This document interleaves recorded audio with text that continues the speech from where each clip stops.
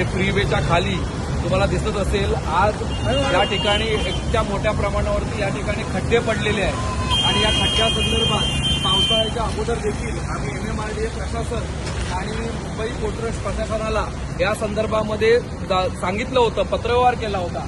आज तुम्हाला माहिती आहे हा अटल सेतूला जाणारा रोड आहे आणि अटल सेतूवर हजारो कोटी रुपये या MMRDAच्या माध्यमातून खर्च केलेले आहेत, परंतु अटल सेतूला जाताना चढताना जो हे खड्डे या ठिकाणी पडले आहेत हे तुम्हाला दिसत असेल। या खड्ड्यांवर कालपासून जवळजवळ 3 ते 4 बाईकस्वारांचं या ठिकाणी अपघात झालाय, जखमी झाले आहेत। अशीच परिस्थिती या पुढे देखील फाटकापर्यंत रोडवर आहे। ही संपूर्ण MMRDA आम्ही सांगायला गेलो तर MMRDA म्हणते की हा मुंबई पोर्ट ट्रस्टचा रोड आहे आणि मुंबई पोर्ट ट्रस्टचं नेहमी सांगणं असतं की आमच्याकडे निधी नाही आहे।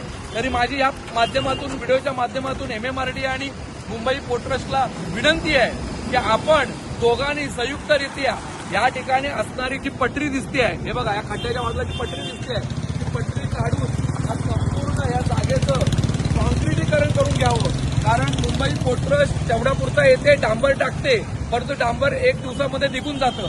आणि विशेष म्हणजे या संपूर्ण रोडचा टोल मुंबई पोर्ट ट्रस्ट या ठिकाणी घेत असते आणि टोलच्या माध्यमातून पैसे वसूल करत असताना ज्याप्रमाणे सुविधा द्यायला पाहिजे आपण देत नाहीये।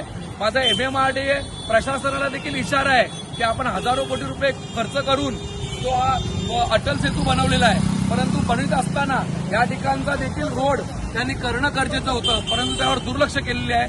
पुन्हा एकदा आम्ही शिवसेना शाखा क्रमांक 206च्या माध्यमातून त्यांना सांगतोय की लवकरात लवकर या ठिकाणी खड्डे बुजून घ्यावेत, अन्यथा शाखेच्या वतीनं या ठिकाणी उग्र आंदोलन करण्यात येईल। हे काय दिलेलं मुंबई पोर्ट ट्रस्ट, तुम्ही टोल अशासाठी घेताय 2 व्हीलर 30 रुपये 50 रुपये 70 रुपये, हा टोल घेऊन तुम्हाला तुमचं कर्तव्य काय आहे की ऐका मी सांगतो या रोडवरचे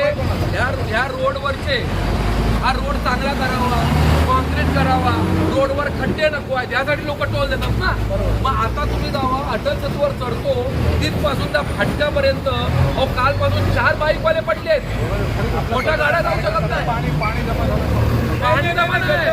अहो तुम्ही बीपीडी टोल घेते ना, बीपीडी तुम्ही काय सांगायला पाहिजे बाबा आम्ही टोल बंद करू, तुम्ही पहिलं ते बुजून घ्या सगळं। तर आम्ही वारंवार आता तुम्हाला मी शेवटचं सांगतोय, मी नगरसेवक म्हणून या ठिकाणी आलेलो आहे। हे माझे सगळे शेवटी इच्छा शिवसैनिक आहेत, कारण आमच्या मुलाला दोघांना मार लागलेला आहे।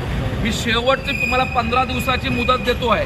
15 दिवसामध्ये फाटकापासून त्या अटल सेतूपर्यंत सगळे खड्डे जर नाही बुजवले हा सगळा टोल नाका आम्ही बंद करून टाकणार।